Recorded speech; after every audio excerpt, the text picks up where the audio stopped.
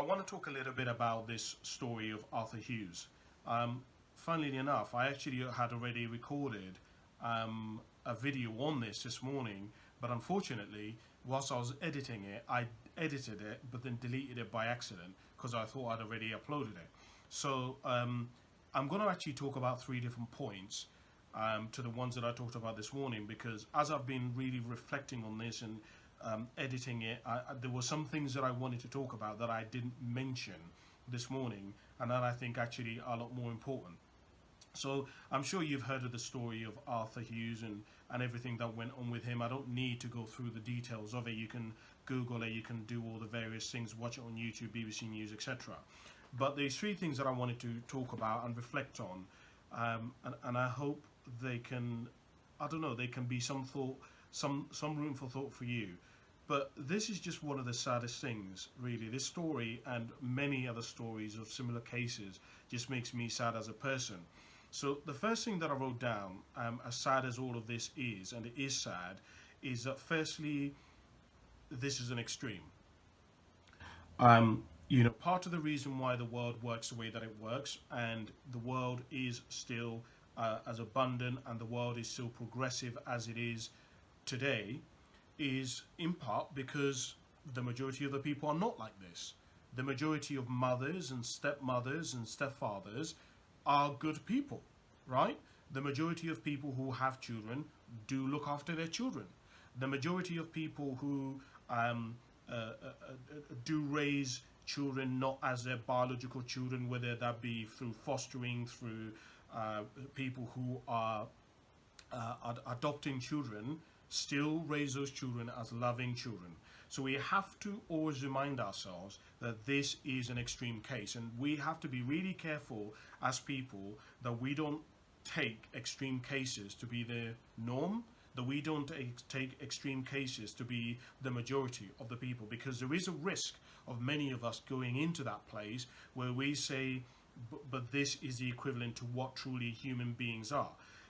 Part of, as I was thinking about this, part of the reason why I came to this conclusion is that, part of us as human beings, we all have to recognize something that I think many of us forget, which is that most of the atrocities in the world and most of the things that have happened in the world have been done, that are the worst things that can ever happen, have been done by human beings.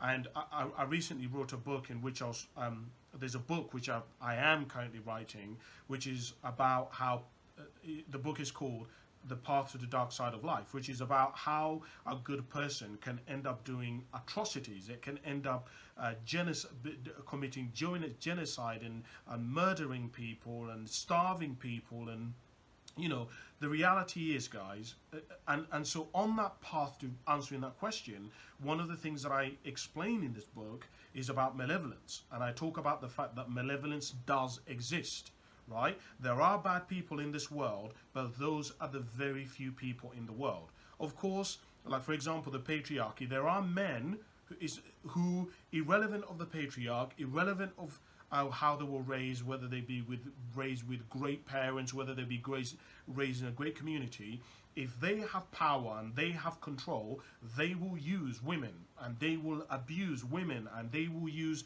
their authority to not only even just women, but children, but vulnerable people. It's interesting, one of the things that I share with people, particularly when it comes to narcissists and people who operate from that dark triad, is that I explain to people that you have to understand that you want to get away from this thing where you separate humanity and our actions. Because, a lot of us, what we tend to do is we will tend to blame the devil. We will tend to blame the person as being evil. We will tend to say that the person is a personification of the devil. But the reality of life is that person is still a human being, right? They may have made certain choices and their genes might have, and characteristic and traits may have been a certain way, but ultimately they made choice as to what they did or not. Now we could talk about empathy and we could talk about all these various things that of course are an accumulation of how a person ends up committing such atrocities, but the reality of life is ultimately we all have choice. We all have choice. And part of that, and it is something that I persuade you to really look at in your own life, is to look at the fact that you as a person have to take responsibility and look at yourself and say that you have that capacity. There's a book that I'm writing, which is a book called From Kidulthood to Adulthood, which is about is a book all about how to become a man. And one of the things that I write down in that book is that part of becoming a man is that you have to take on accountability, right? I say that the source of manhood is responsibility, meaning you can't really define yourself to even be a man until you've taken on responsibility. And part of that is realizing that you have the power. Part of responsibility is understanding that you have power, right? And part of understanding that power is understanding that if you were put in the right circumstances, if you were pushed far enough, you would commit atrocities, right? And you're not any different to all the other people who've committed atrocities throughout history. One of the most dangerous things, actually, I say this in the book, one of the most dangerous men that you can have is a man who believes that he's not dangerous. Because a man who believes that he's not dangerous is vulnerable to be used by men who are dangerous, right? Because here's what a narcissist says, or a psychopath says. A psychopath and a narcissist will say, the fact that you allowed me to be able to come into your life and abuse you is part of the reason why I deserve to have been able to use you. And let's go back to, let's say, using Hitler as an example. There's loads of examples, but let's just use him because all of us can understand. Part of what happened in Germany is because a load of just normal average people didn't think that they had the capacity for malevolence, and they committed atrocities beyond even their own belief that they never thought that they would ever do, and they managed to make them. And the question is, how did they do that? Part of doing that is that they didn't recognize that they had power, and part of that power comes responsibility. So just going back to the point that I was making, you have to understand that this is an extreme case. This isn't the normal. Of course, there are always going to be people who are bad. Of course, there are always going to be people who, if you give them an inch, they'll take 20, right? If you're kind to them, they'll abuse your kindness. But this is still this isn't even a minority. This is an anomaly. This is an extreme case, right? This isn't the majority of parents. So that's the first thing that I think is really important. The world functions because the majority of people are good people. The majority of people do the right thing. So that's the first thing. Second thing that I wrote down here is that you can't put your trust in authority when it comes to children. So I study two questions. Number one, how does somebody start from the bottom and get to the top? And secondly, how does a person do that, if it is possible, without ending up divorced, without ending up corrupt, without ending up stepping on other people to get there? And part of studying that question has meant that I've had to study people who've started from the bottom, people who have been vulnerable, people who have been corrupt, people who have committed horrible things. And in understanding that, I've tried to look at how could these situations have been avoided? How could you have stopped a serial killer from becoming a serial killer? Is there a way that you could have done it? And much of the responsibility, a lot of the time when you look at these cases, lies on the authorities. The police didn't do something, the mother didn't do something, the brother should have said something, the wife should have noticed something. A lot of people blame Ted Bundy's wife, who was married to him for all those years, for not recognizing who Ted Bundy was and his patterns, etc., etc. But the reality of life is that all of us have to take accountability and do what we have to do when it comes to people who are vulnerable and people who are children, right? And firstly, that comes from understanding who actually is vulnerable, who actually is weak, who actually is susceptible in our community, in our wider circle of people who we know, to be taken advantage of, right? There are some people in your circle, within your community, who are vulnerable. They can be taken advantage of, and you have to be aware of that and look out for that, so that you can, part of taking responsibility, so that you can protect them, because you have power, right? And when a lot of people say, well, I don't have power. Well, I'm telling you, a civil citizen has more power to make change on a community and local level than a government does, right? Than the local authority does. Listen, the reality of life is that if you take your child to a hospital and there's something wrong with your child, the reality is they've probably seen 500 different parents who are with kids who are complaining about the exact same thing. And let's keep this absolutely 100. You are probably just another person coming in through the door. Now, that doesn't mean that there are not great doctors and nurses and administrators who will take you, each person individually. Of course not, right? But there are people who won't. And so the responsibility has to lie with you, with us, with me, right? It has to lie with me. If there's somebody who's vulnerable, if there's a child who is ill, if there's a child who is something isn't right, we have to take the responsibility on ourselves. I have a mate who recently had his child sick, and he went to A&E, Royal Berkshire Hospital. So there's something wrong with my child. He's been having a little pain. Doctors, nurses said there's nothing wrong with him. Give him some painkillers and he'll be fine. If nothing is improved in 2 days, come back. Went home 2 days later. Like his son is still in pain. Took his kid back to the hospital. There's nothing wrong with him. There's nothing wrong with him. He was like, right, something is wrong. Right? As a parent, I know that there's something wrong with my child. How can you tell me there's something not wrong with my child when I live with a child 24 hours a day? So he had to take out a loan to go to a private hospital so that he could take his child. And guess what? There was something wrong with his child. Now, that all came from personal accountability, from doing what he needed to do when he saw somebody who was vulnerable. It would have been so easy for him to blame the system, to blame the government, to blame the hospitals, to blame all of these different areas. But ultimately, when it comes to vulnerable people, particularly vulnerable children, the responsibility has to happen with us. And this is why, in this case, I'm so happy about the grandmother and her initiative and all the things that she went through. Of course, she was blocked on various occasions, etc., etc. But I just, like, more of us need to be like the grandma, is basically what I'm saying. The last thing, which is actually connected to that I was thinking about, is about really paying attention to our community.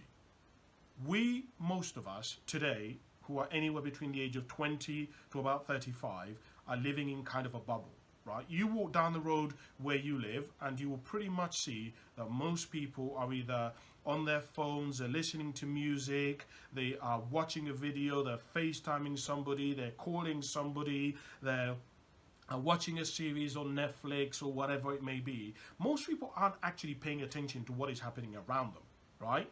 Most of us, the communities that we have are no longer within the people outside of our house. The communities are online. And so many of us are neglecting the people within our community because we think that we can make more of an impact online. Most of us want to attack things that are major global issues. I remember I was listening to Jordan Peterson and he was saying, before, most of us are taking on moral issues because it somewhat makes us seem like we're better as people, and we're taking on these massive issues like global warming and climate change, when in reality, if we would really want to take care of such things, we need to look at our house. Is our house insulated, right? Because trying to take care of something like climate change, which is such a complex thing, is like trying to fix an army helicopter. Where in the world do you even start with trying to fix an army helicopter? You have no idea. You have to try fix a bike before you can even get to that, right? And that's why Jordan Peterson talks about clean your room first. Because if your own room isn't clean, forget about trying to fix a helicopter, right? That's a whole different level. So what is something that I was thinking about for myself, and it's something that I share with, I encourage you to try to do, is really try to focus on things within your community. And even me as Kasim, even these videos, I wanted to try and do these videos on a global scale and to try and do things on a massive scale. But you know what? All I need to do is focus on my community. Focus on helping people move from the sheep mentality to lion mentality here in the UK, here in Reading where I live. I don't need to focus on all these global problems. Let me focus on that later. Let me for now, focus on people who I can actually get in contact with. I can see, I can touch, right? And obviously, I'm using the Arthur's life as a metaphor, right? I'm using the community as a metaphor for much broader uh,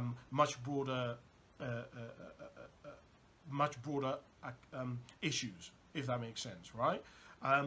But I think it's just like, look, if you see warning signs, if you see red flags, like it, if look, the things that happened to Arthur happened in a normal community, okay?